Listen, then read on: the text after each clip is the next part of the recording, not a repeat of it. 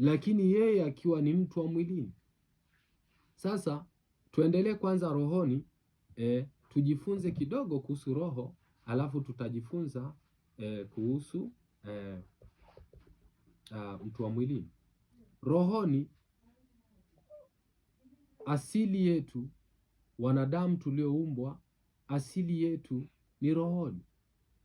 Lakini baada ya anguko, mwanadamu wa kwanza aliyekuwa akiishi kwa sheria na taratibu za Mungu, akiwa anaenenda na kuishi katika taratibu za rohoni, alipoanguka na kuacha zile taratibu kwa kuyafuata mambo ya mwilini, kwa maana tunda ni jambo ni kitu ambacho kinaonekana kwa sura, katika kuonekana kimwili.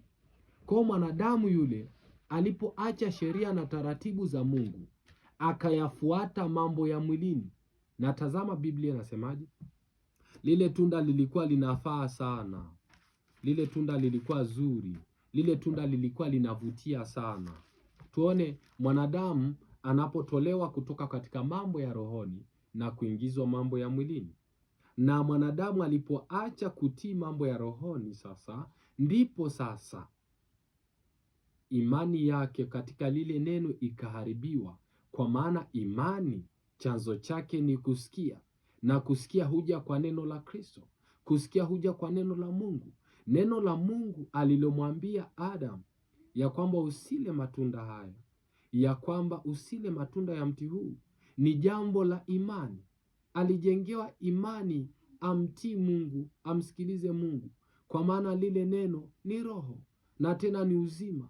Uzima wake Adam ni katika kuyasikiliza na kuyatii maneno ya Mungu, ambayo asili yale maneno ni rohoni. Kwa hiyo pale anapoendelea kutii, pale ambapo unaendelea kutii neno la Mungu, ndivyo uzima wako unaendelea kuwepo. Uzima wako ni katika neno la Mungu. Uzima wako si kwa vingi ulivyo navyo. Uzima wako hautakuwa katika wingi wa fedha. Uzima wako hautakuwa katika wingi wa marafiki. Uzima wako hautakuwa katika wingi wa madaktari. Uzima wako hautakuwa katika wingi wa watu maarufu. Uzima wako na fahari yako na mwenendo na maendeleo yako hautakuwa katika wingi wa maarifa ya uchumi. Uzima wako hautakuwa katika wingi wa watoto wako na kuwatazama. Uzima wako hautakuwa katika wingi wa elimu yoyote ulionayo. Uzima wako utakuwa katika neno la Mungu, kwa maana vyote vitabatilika, lakini lile neno kilipokea, ndivyo taishi milele, kwa sababu neno la Mungu ni roho, na roho asili yake, asili ya roho ni kuishi milele. Asili ya roho si leo, asili ya roho si kesho, asili ya roho ni kuishi milele. Kwa ili tuwe watu wa milele, ili tuwe watu tunaodumu nyakati zote, ili tuwe watu tunaodumu Januari, Disemba, ili tuwe watu tunaoishi, lazima tuishi katika neno la Mungu, kwa maana neno la Mungu ni roho. Na kwa sababu imani yetu si katika vitu vinavyoonekana, kwa maana kuishi kwetu, neno la Mungu lasema mwenye haki ataishi kwa imani, naye akisita sita, roho yangu haina furaha naye.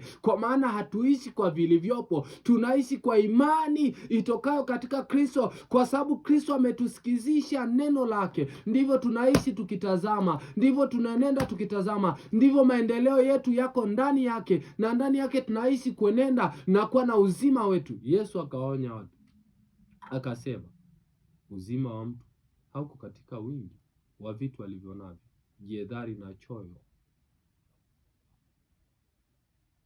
Jihadhari na choyo, jihadhari na mashaka. Mashaka ni shambulio la imani. Ukianza kuona mashaka juu ya kile unachokiamini,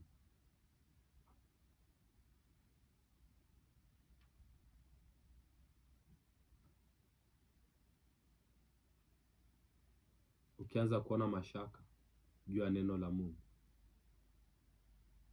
utatafuta njia za kuondoa mashaka katika kutengeneza tegemeo la kitu. Maana yake ukianza kuona mashaka